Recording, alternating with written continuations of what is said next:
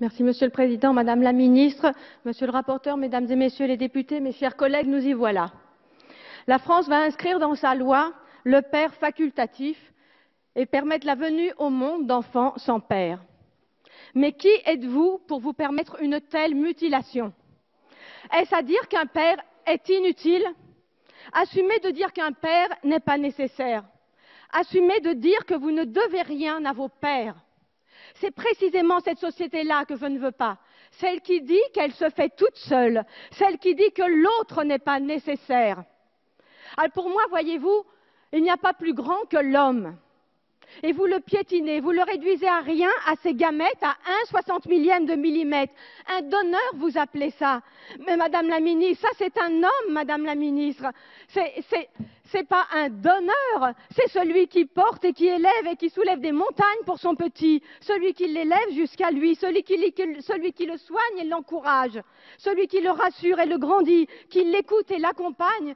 Mais n'avez-vous donc jamais eu de père pour que vous ne sachiez pas à quel point on ne se passe pas d'un père? C'est souffrance contre souffrance, Madame la Ministre. Il ne faudra pas dire « cette France-là a été humiliée ». Vous avez choisi d'en apaiser une en jetant de l'acide sur l'autre.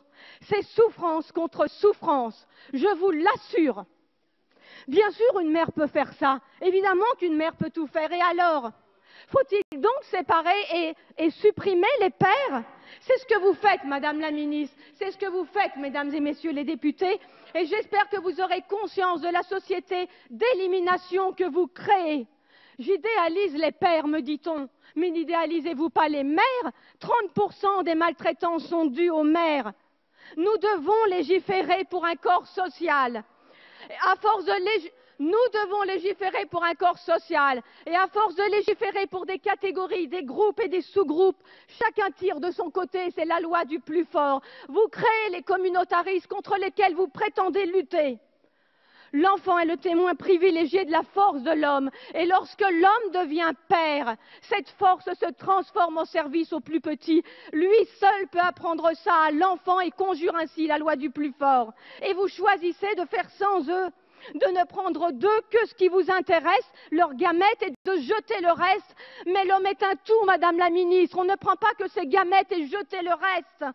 Il n'y a pas plus noble que l'homme, et seul l'homme nous montre que servir est l'acte le plus noble qu'un être humain puisse accomplir. Votre loi, Madame la Ministre, est criminelle. C'est souffrance contre souffrance. Il ne faudra pas dire « cette France-là a été humiliée ». Votre loi, c'est s'offrir un être humain. On ne s'offre pas un être humain, Madame la Ministre. Un être humain n'est ni un objet, ni un projet, ni une promesse de campagne.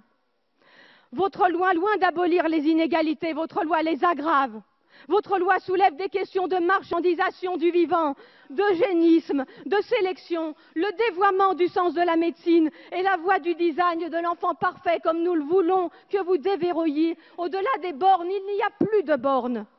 Ce n'est pas le droit qui refuse un enfant à ces femmes, c'est la biologie. Il n'y a ni discrimination, ni inégalité, et vous le savez très bien. L'affirmer à longueur de médias, c'est mentir et manipuler l'opinion. La liberté si fièrement revendiquée n'est qu'une liberté de consommateur. Des Français accèdent au hard discount reproductif qu'il faudra reconnaître en France. Si la PMA, la congélation ovocitaire, le DPI, la recherche sur embryons, si tout cela existe, c'est aussi parce qu'elle enrichit médecins, généticiens, biologistes, patrons de start-up, juristes, avocats, banquiers en sperme et en ovules. Et vous faites semblant de ne pas le voir. Aider l'autre, voyez-vous, et vous le savez, c'est l'aider à accompagner ses limites. C'est l'aider à accepter ses limites et vivre avec. Ce n'est pas dépasser le possible humain. On ne peut décemment pas destituer la figure paternelle au motif que des nouvelles familles apparaissent. Produire des enfants sans père est une atteinte aux droits de l'enfant. Donner à des enfants des parents toujours plus vieux n'est pas un progrès social. Donner une mère seule pour famille n'est pas un progrès social. C'est antinomique avec votre plan pauvreté, antinomique avec vos politiques d'aide à la famille. Et vous le savez très bien, comme vous savez que ce qui est vrai aujourd'hui n'est pas vrai demain, comme l'amour ou l'intention. Vous savez tout cela, mais vous cédez à la société gouvernée par ses seuls désirs. Vous cédez à la société gouvernée par adhère aux frustrations et vous cédez à cette conquête de droit à l'infini, comme si la liberté s'y trouvait et qu'elle leur. Vos arguments nient le bon sens. Au nom de tous les enfants qui ont manqué de père. Je suis obligé de couper le micro. Je vous en prie. Je vous remercie. Je suis obligé de contraindre le temps de parole. Je vous en prie, s'il vous plaît, Madame Thiel. Je vous remercie.